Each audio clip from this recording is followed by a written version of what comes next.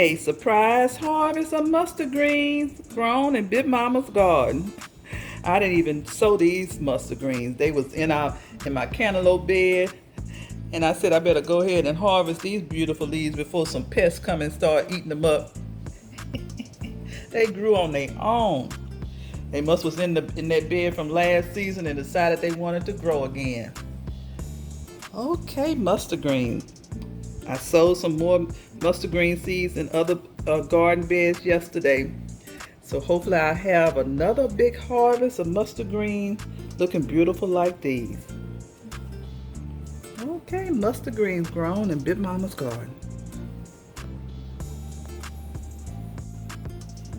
I cleaned the mustard greens off, got them sitting out here drying off and until I get ready to chop them up and put them in my freezer.